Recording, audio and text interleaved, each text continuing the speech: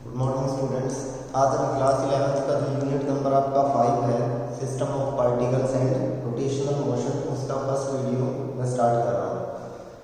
जो मैंने आपको पीडीएफ फॉर्म में जो मैंने नोट्स बना के आपको भेजे थे 5th और 6th यूनिट के, वो आपको एक नोटबुक में अपने राइट कर लेने हैं, क्योंकि 5th यूनिट काफ़ी लेंथी यूनिट है, बड़ी यूनिट है, तो बुक से इतना कवर नहीं कर पाओगे जितना आपको नोट से हेल्प मिलेगी। ठीक है, तो इसके अंदर जो system of particles and rotational motion है, उसके अंदर मैं स्टार्ट करता हूँ कि सबसे पहले आपको पता है कि लीनियर मोशन क्या होता है।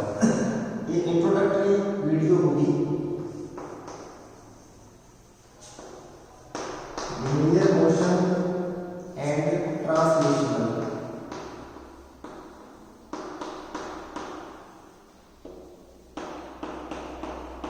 देखो, ये दोनों एक ही कैटेगरी में आते हैं, linear motion and translational motion. Linear motion का मतलब है कि कोई पॉइंट मास, जैसे ये पॉइंट मास बॉडी है और अगर ये स्ट्रेट लाइन में चल रही है तो इसको हम बोलते हैं लीनियर मोशन। That's it. ठीक है, अगर कोई point mass object travel in straight line then that motion is called linear motion.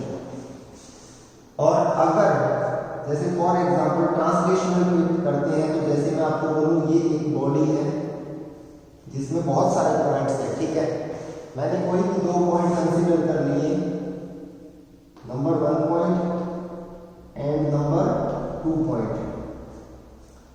मैंने क्या देखा कि थोड़ी देर बाद में ये बॉडी यहाँ पहुंच जाती है, फिर ये बॉडी यहाँ पहुंच जाती है, ऐसे। ठीक है, उसके बाद में ये 1 पॉइंट मुझे यहाँ मिलता है, 2 पॉइंट यहाँ मिलता है, फिर 1 पॉइंट यहाँ मिलता है, 2 पॉइंट यहाँ मिलता है। ठीक है, तो यहाँ देखो 1 और 2 पॉइंट के बीच में कुछ डिस्टेंस है, और यहाँ पे भी 1 और 2 के बीच में कुछ डिस्टेंस है, यहाँ पे भी 1 और 2 के बीच में कुछ डिस्टेंस है। यहाँ फर्स्ट पॉइंट कैसे चला, ऐसे चला, सेकेंड पॉइंट ऐसे चला। ठीक है, अगर ये डिस्टेंस पैरेलल रही, अगर ये डिस्टेंस पैरेलल रही, तो इसको हम बोलेंगे ट्रांसलेशनल मोशन। जैसे यहाँ पे ये डिस्टेंस है, यहाँ पे ये डिस्टेंस है, यहाँ पे ये डिस्टेंस है, अगर फर्स्ट पॉइंट और सेकेंड पॉइंट के बीच का जो डिस्टेंस है अगर वो पैरेलल रहे, तो इसको हम बोलेंगे ट्रांसलेशनल मोशन। और यहाँ पे आप देख रहे हो कि फर्स्ट पॉइंट स्ट्रेट लाइन चल रहा है, सेकेंड पॉइंट स्ट्रेट लाइन चल रहा है, तो इस टाइप के मोशन को हम बोलेंगे रेक्टिलिनियर, रेक्टिलिनियर मोशन। देखो, पैरेलल रहे, दोनों के बीच का डिस्टेंस पैरेलल रहे, तो that is called translational motion. और अगर वो जो दो पॉइंट के बीच का जो डिस्टेंस बोल रहे हैं वो पैरेलल रहे और वो दोनों पॉइंट स्ट्रेट लाइन चल रहे हैं, तो उसको हम बोलेंगे रेक्टिलिनियर ट्रांसलेशनल मोशन। ठीक है, इससे पहले मैं एक चीज और बता देता हूँ, एक वर्ड आएगा रिजिड बॉडी। क्या होता है?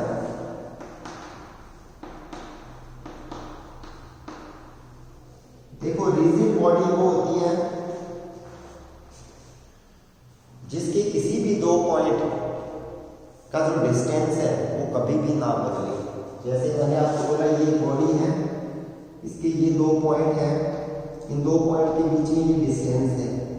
थोड़ी देर बाद में हमने देखा कि ये डिस्टेंस बॉडी जैसे मूव कर रही है, तो हमने देखा ये जो 2 पॉइंट के बीच का डिस्टेंस है ये चेंज नहीं हो रहा, तो उस टाइप की बॉडी को हम बोलेंगे रिजिड बॉडी। जैसे पत्थर एक रिजिड बॉडी हम मान सकते हैं, लोहे की रोड है, स्फीयर है, these all are the rigid body. External force लगाने से भी अगर उनके पॉइंट्स के बीच का डिस्टेंस बदल नहीं रहा, जैसे ये चौक का टुकड़ा है, मैंने छोटा सा टुकड़ा कर दिया इसका, अब इस चौक में कोई भी 2 पॉइंट है, उनके बीच में कुछ डिस्टेंस है, अब मैंने फोर्स लगाया दोनों साइड से, पर वो डिस्टेंस नहीं बदल रहा, इसका मतलब we consider this chalk as a rigid body. ठीक है, उसके बाद में अब इसी के अंदर एक एग्जांपल और देख लो, जैसे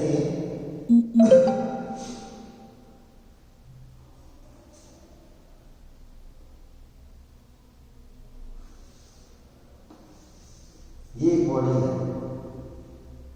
ठीक है। तो इसके अंदर ये बॉडी में ये फर्स्ट पॉइंट है यहाँ पे, और इस बॉडी में ये हमारा सेकंड पॉइंट है। तो इन दोनों के बीच में एक पैरेलल डिस्टेंस है, ठीक है। बट ये बॉडी आगे कुछ ऐसे चल रही है,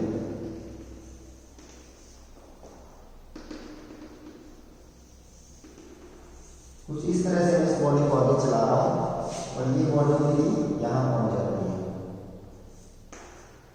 ये फर्स्ट पॉइंट और ये सेकंड पॉइंट। जब ये बॉडी यहां थी, थोड़ी शेप सही कर लेना, ये फर्स्ट पॉइंट और ये सेकंड पॉइंट। तो देखो यहाँ भी दोनों पॉइंट के बीच में कुछ पैरेलल डिस्टेंस है, यहाँ पे भी दोनों पॉइंट के बीच में कुछ पैरेलल डिस्टेंस है। इसका मतलब this is the translational motion. But वो क्या रहा है, ये जो पॉइंट है ये कुछ ऐसा चल रहा है, ये वाला पॉइंट ऐसा चल रहा है, तो ये स्ट्रेट लाइन नहीं चल रहा। तो this is not a rectilinear translational motion, this is a translational motion but not rectilinear. तो this type of motion is called curvilinear translational motion, ठीक है। तो ये बात आपके दिमाग में होनी चाहिए कि लीनियर मोशन क्या होता है। अगर एक point mass body straight line में ट्रैवल करती है तो उसको बोलते हैं लीनियर मोशन। ट्रांसलेशनल मोशन में किसी भी दो पॉइंट, बॉडी में बहुत सारे पॉइंट होते हैं, आप कोई भी दो पॉइंट कंसीडर कीजिए, उनके बीच का जो डिस्टेंस है वो दोनों पॉइंट अगर पैरेलल चले तो वो बोला जाएगा ट्रांसलेशनल मोशन। और अगर वो दोनों पॉइंट स्ट्रेट लाइन चल रहे हैं तो हम उनको बोलेंगे रेक्टिलिनियर ट्रांसलेशनल मोशन। अगर वो दोनों पॉइंट के बीच का डिस्टेंस पैरेलल है तो this is a translational motion, but that body is not moving in the straight line as a path like zigzag, then this is called the rectilinear translational motion, ठीक है। हुआ ये एक part. अब तो ये जो लीनियर मोशन था ये था हम फर्स्ट सेकंड थर्ड यूनिट में पढ़ चुके हैं, ठीक है। अब जो हमारा नेक्स्ट आर्टिकल है, अभी हम एक बार टाइप्स ऑफ मोशन ही डिस्कस कर रहे हैं। जो नेक्स्ट है जैसे इसको आप बोल देते हो ए कैटेगरी। अब यहाँ पे बी कैटेगरी के अंदर एक होता है हमारा सर्कुलर मोशन, जो हमने यूनिट नंबर 3 में पढ़ा था, और एक होता है हमारा रोटेशनल मोशन।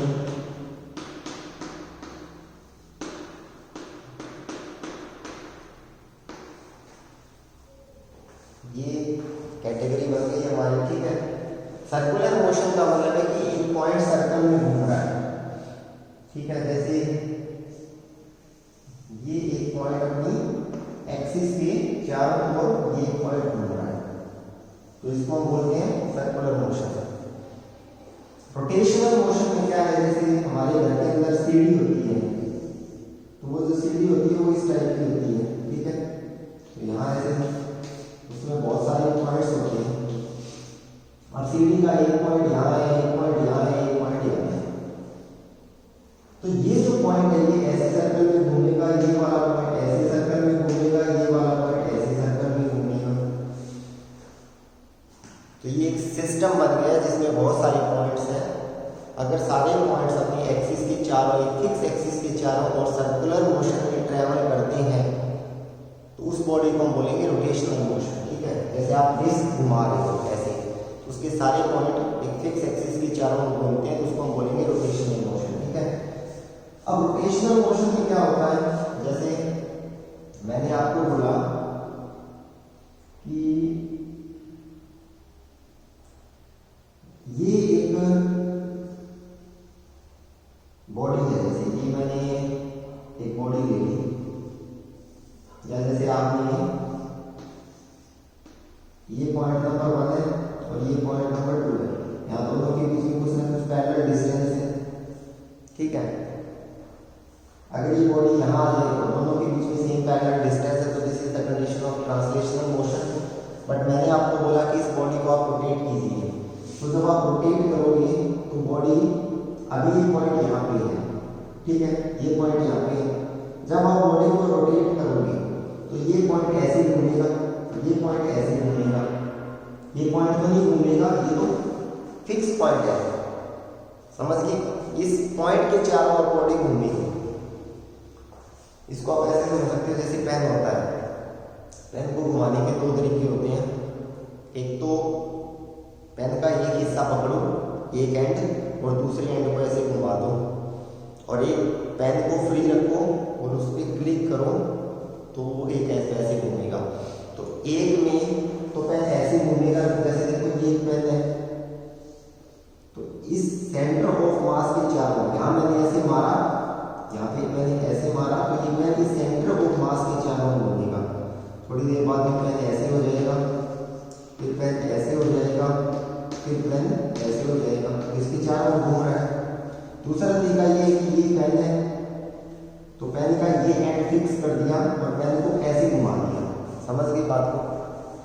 तो ये यहाँ पे फिक्स है, तो ये फर्स्ट पॉइंट हो गया, ये सेकंड पॉइंट हो गया।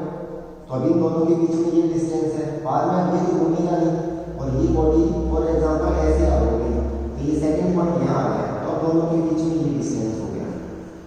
तो देखो पहले ये डिस्टेंस था, अब ये डिस्टेंस है, तो ये जो डिस्टेंस है ये पैरेलल तो नहीं रहा, बात समझ रहे हो? पैरेलल नहीं रहा। तो जो रोटेशनल मोशन है उसके बीच में किन्हीं भी दो पॉइंट के बीच का डिस्टेंस है वो पैरेलल नहीं रहता। पैरेलल पहले ये था, ये हो गया, फिर ऐसे हो जाएगा, फिर ऐसे हो जाएगा। तो इस टाइप के मोशन को हम बोलेंगे रोटेशनल मोशन, ठीक है? तो ये हमारा रोटेशनल मोशन हो गया, ठीक है? उसके बाद में एक तीसरे टाइप का मोशन होता है जो मैं सी कैटेगरी बनाऊंगा, that is oscillation and vibrational. देखो ऑसिलेशन का मतलब होता है कि एक पॉइंट ऑसिलेट कर रहा है ऐसे। ये जो टाइप का मोशन है, देखो लीनियर ट्रांसलेशनल हम फर्स्ट सेकंड थर्ड यूनिट में पढ़ चुके हैं, और रोटेशनल हम 5th यूनिट में पढ़ेंगे। हालांकि सर्कुलर मोशन हमने 3rd यूनिट में पढ़ा था, डायनेमिक्स ऑफ सर्कुलर मोशन, और ऑसिलेशन एंड वाइब्रेशनल हम पढ़ेंगे 10th यूनिट में। तो ऑसिलेशन होता है कि एक पॉइंट ऐसे ऐसे ऑसिलेट कर रहा है, वाइब्रेशनल जैसे फोन वाइब्रेट करता है, बहुत सारे पॉइंट्स हैं, ठीक है? तो ये तो हम आगे के लिए छोड़ देते हैं। उसके बाद में एक टाइप का मोशन और होता है डी, वैसे फंडामेंटल 3, बट इसके अंदर क्या होता है, रोटेशनल प्लस ट्रांसलेशनल। अगर ये दोनों मोशन एक बॉडी के अंदर होते हैं, रोटेशनल प्लस ट्रांसलेशनल, तो उस मोशन को हम बोलेंगे रोलिंग मोशन, रोलिंग। दूसरा नाम है प्लेनर मोशन, जैसे बस का टायर, बस आगे जाती है, एक टायर ले लिया आपने, तो टायर रोल भी कर रहा है, आगे भी जा रहा है, तो उसको हम बोलेंगे रोलिंग मोशन। उसमें ट्रांसलेशनल कौन है, रोटेशनल कौन है? देखो ध्यान से, ये एक टायर है, थोड़ी देर बाद में ये टायर यहाँ पहुंचा, फिर थोड़ी देर बाद में ये टायर यहाँ पहुंचा। तो ये जो टायर है इसका है सेंटर ऑफ मास, ये इसका centre of mass, centre of mass की भी हम आएंगे, ये इसका सेंटर ऑफ मास। तो देखो centre of mass straight line चल रहा है, तो this is the translational motion. अभी ये पॉइंट नंबर 1 है, ये पॉइंट नंबर 2 है, तो अभी ये दोनों पॉइंट के बीच एक पैरेलल डिस्टेंस है। थोड़ी देर बाद में ये टायर ऐसे घुमा, तो ये सेकंड पॉइंट यहाँ है, ये डिस्टेंस पैरेलल मिला, फिर सेकंड पॉइंट यहाँ है, फिर पैरेलल मिला। This is the condition of rotational motion. तो ये हमारा हुआ रोलिंग मोशन, ठीक है? ये इसी चैप्टर के अंदर आएगा। यहाँ तक हम बात समझे। उसके बाद में मेन हमारा ये है, अब देखो सर्कुलर मोशन के अंदर हमने कुछ चीजें पढ़ी थी, जैसे लीनियर मोशन जो हम देखते थे उसके अंदर हमारे linear displacement, linear velocity, linear acceleration सब पढ़ा था। सर्कुलर मोशन में हमने चीज पढ़ी थी, देखो कि ये एक बॉडी सर्कल में घूम रही है, ये कार 20 या 100 मीटर पर सेकेंड की स्पीड से सर्कल में घूम रही है, ठीक है? तो मैग्नीट्यूड तो कांस्टेंट है, 100 है, ठीक है? अगर यही कार 100 की स्पीड से आगे बढ़ती तो there is no acceleration, velocity is constant. But यहाँ पर अभी कार यहाँ है, फिर कार यहाँ हो गई, फिर कार यहाँ हो गई, फिर कार यहाँ, फिर यहाँ। तो आप देखोगे कि कार की लगातार डायरेक्शन बदल रही है, इसका मतलब इसके ऊपर एक एक्सीलरेशन काम कर रहा है। ये एक्सीलरेशन हमेशा किधर लगता है, टुवर्ड्स दी सेंटर। तो यहाँ पे कौन सा एक्सीलरेशन काम करता है, सेंट्रीपिटल एक्सीलरेशन। और अगर एक कार ऐसे घूम रही है कि कार की जो स्पीड है वो लगातार जैसे 0, 10, 20, 30, 40, 50, 60, 70, 80, 90 और 100, तो स्पीड लगातार बदल रही है, ठीक है। तो इसका मतलब इसमें 2 टाइप के एक्सीलरेशन है, क्योंकि एक तो कार सर्कल में घूम रही है, तो definitely there should be an centripetal acceleration. दूसरा, कार की लगातार क्या चेंज हो रही है, स्पीड, तो इसमें एक कौन सा एक्सीलरेशन है, टेंजेंशियल। तो सिर्फ टेंजेंट है तो उस काम करेगा, क्योंकि यहाँ पे स्पीड कुछ और थी, यहाँ पे कुछ और थी। तो यहाँ पे जो नेट एक्सीलरेशन है उसका फॉर्मूला हमने देखा था, √a² centripetal plus a² tangential, ठीक है। ये सब हमने किया था। अब देखो, अगर एक बॉडी सर्कल में घूम रही है, तो जैसे अभी ये बॉडी यहाँ थी, फिर बॉडी यहाँ पहुंची, एक पॉइंट से बी पॉइंट, तो यहाँ इसने एक लीनियर डिस्प्लेसमेंट किया, तो यहाँ पर एक लीनियर डिस्प्लेसमेंट है। बॉडी ने कुछ थीटा ट्रैवल किया, तो यहाँ पे एक एंगुलर डिस्प्लेसमेंट है, ये रहा लीनियर, ये रहा एंगुलर डिस्प्लेसमेंट, ठीक है। अगर लीनियर डिस्प्लेसमेंट है तो लीनियर वेलोसिटी भी है, अगर एंगुलर डिस्प्लेसमेंट है तो एंगुलर वेलोसिटी ओमेगा भी है। एंगुलर वेलोसिटी ओमेगा क्या होता है, theta upon time. Linear velocity क्या होता है, displacement, linear displacement upon time. उसके बाद में यहाँ पर एक्सीलरेशन सेंट्रीपिटल भी हो सकता है, एक्सीलरेशन हमारा टेंजेंशियल भी हो सकता है। यहाँ पर एक्सीलरेशन कौन सा होता है, तो अल्फा एंगुलर एक्सीलरेशन। अगर एक बॉडी इक्वल टाइम के अंदर इक्वल एंगल स्वैप कर रही है, तो इसका मतलब there is no angular acceleration. But एक बॉडी ऐसी चल रही है कि पहले सेकंड में एंगल 0, 10, 20, 30, 40, 50, 60, 70, 80, 90, तो वहाँ पे एक एंगुलर एक्सीलरेशन भी होता है। तो सबसे पहले तो आपके ये पॉइंट्स क्लियर होने चाहिए। अगर ये पॉइंट्स क्लियर होंगे तो ये आप रोटेशनल मोशन को कर पाओगे, वरना नहीं कर पाओगे।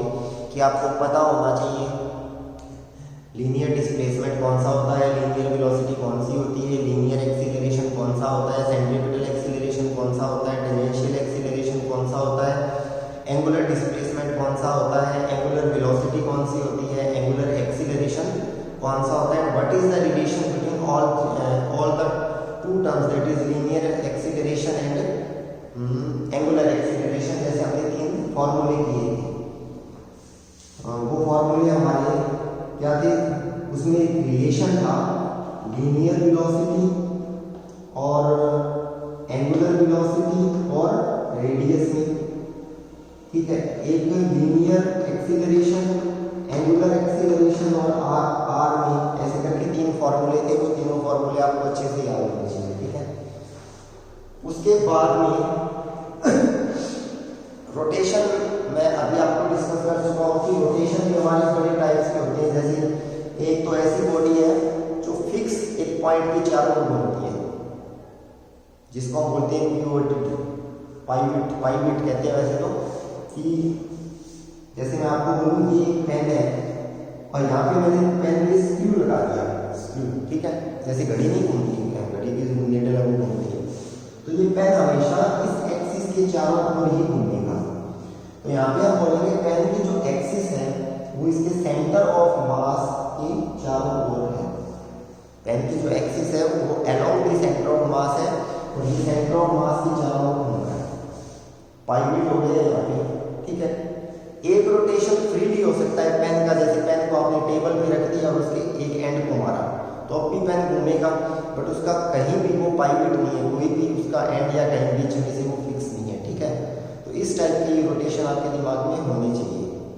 जैसे हमारे घर पे सीडी प्लेयर होती है, तो सीडी प्लेयर को मैं ऐसे घुमा सकता हूँ कि बीच में उसका जो होल होता है वहाँ ऐसे उंगली डाल के उसके ऐसे घुमा सकता हूँ। एक सीडी अपने आप में, एक सीडी का मैंने बाहर से किनारा पकड़ा और उसको ऐसे घुमा दिया, तो घुमाने के कई तरीके होते हैं। एक सीडी को मैंने ऐसे घुमा दिया, अगर मैं एग्जांपल दूं आपको, तो जैसे देखो इसको एक सीडी कंसीडर कर लो, तो यहाँ पे होल होता है, ये ऐसे घूमेगी। एक मैंने सीडी को ऐसे घुमा दिया यहाँ से पकड़कर, और एक मैंने सीडी को ऐसे घुमा दिया। घुमाने के बड़े तरीके हैं, ठीक है। तो आज की वीडियो में आपका होमवर्क ये है कि आपको ये टर्म्स अच्छे से पता होनी चाहिए जो मैंने थोड़ी देर पहले बताई थी। इसका जो सेकंड वीडियो है वो हम कल डिस्कस करेंगे। Thank you.